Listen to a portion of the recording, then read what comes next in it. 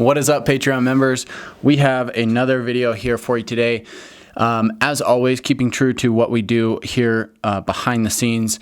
This is going to be a very casual, very unedited video. So I'm just going to kind of spit off some notes here on my phone and tell you guys how to negotiate 3% commissions. Now, if you're a real estate agent, this is something that is going to be absolutely crucial for you, and it's going to help you make thousands, if not tens of thousands, if not hundreds of thousands of dollars extra in your commissions over the next, over the career of your, over the lifetime of your real estate career. So this is something that I've put a lot of time and practice into, and I wanted to share it with you guys because it's been absolutely instrumental, and it's actually quite a bit easier than you might think. So this here particularly is specific to working with buyers. This is not necessarily when you're negotiating with the seller and trying to negotiate your commission for the listing. This is just negotiating your commission with the listing agent when you're representing the buyer. So let's jump into this here and talk a little bit about this.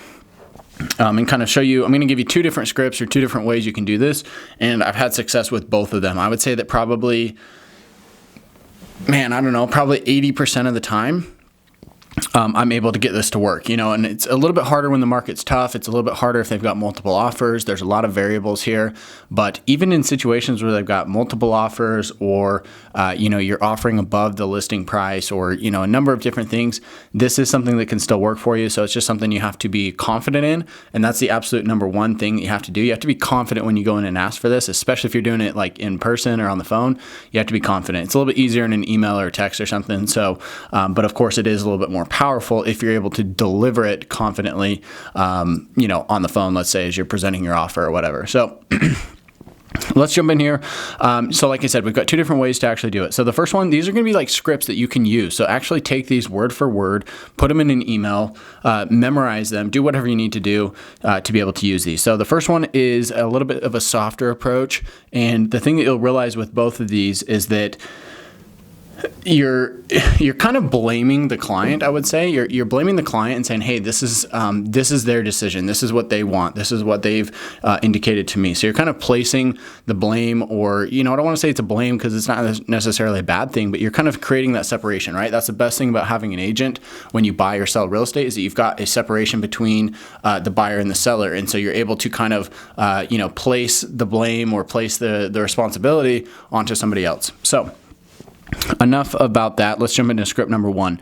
So script number one, this is what I put in an email recently. Didn't have any pushback getting it signed. In fact, just about probably about a week ago, I used this and got the full 3% commission. So they were only offering 2.5%. The owner was the agent, and so I was actually dealing with him directly. And here's what I said. In the offer, I was kind of explaining the offer, going through the email, or I was writing this into an email explaining the offer. And here's what I said. Hey, my client's awesome and is the type of client that we as agents want to work with. They really respect our industry and the work that I've put in for them so far.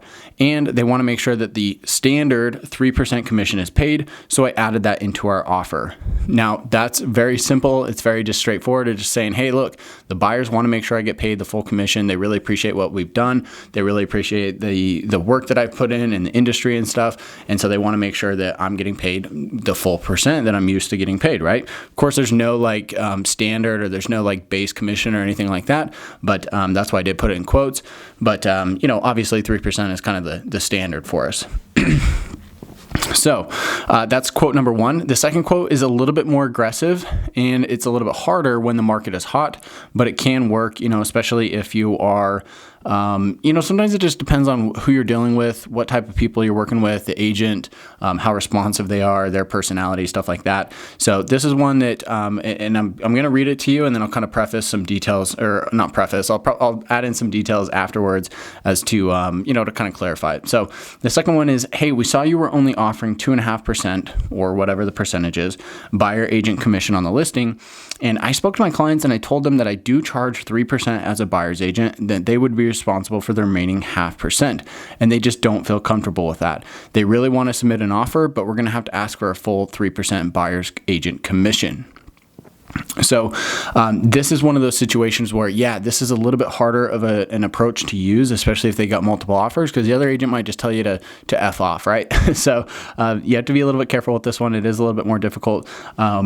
But it does kind of place the blame, especially if you're going in on a home that doesn't have offers, but they're offering a reduced commission. This is an absolutely fantastic way to get this negotiated in, because they're going to present the offer. You're going to give them an offer. It might be the only one they have, especially if they've been sitting on the market. This could be a great way to easily negotiate this commission. I've used this one in the past when the market hasn't been so hot, and this exact approach I've probably used, probably 4 or 5 times in the last couple of years, and it's worked. Like I said, probably for 80% of the time. So again, whether you actually talk to the clients and say, hey, you're going to pay the other 0.5%. I've only done that in one situation, and it's because I had a client who I had put so much work into and was such a pain in the butt. This client took up so much of my time, and I thought, honestly, the truth of it was they had the money, they had a significant down payment. They knew that they had put in, that I had put in a lot of work for them, researching properties, doing showings, doing inspections, and then backing out of the house. Just thing after thing after thing. And so this is one time where I did talk to them and said, hey, this is, something you're gonna have to pay. At the end of the day, it never worked out. We never got the house anyway. It didn't, really matter, but it was just kind of one of those things where it's like, I'm not always going to talk to the client, but that is the approach that I'm going to tell the other agent that, hey, this is what I'm doing. I'm going to tell the other agent, hey, I spoke to my client and they just really don't want to pay that other 0.5%. So we need you guys to cover it. Like I said, I've only done that one time where I did actually talk to the client. You're kind of just bluffing. They might call your bluff. They might not. So that's why it is a little bit more of an aggressive approach. But anyway, yeah, I'll keep this video short. I don't want to ramble on any longer. This is 2 ways to get your commission negotiated to 3% if the buyer agent commission is less than that and you're working with a buyer and submitting an offer. So I hope this was helpful for you guys. We'll catch you in the next one.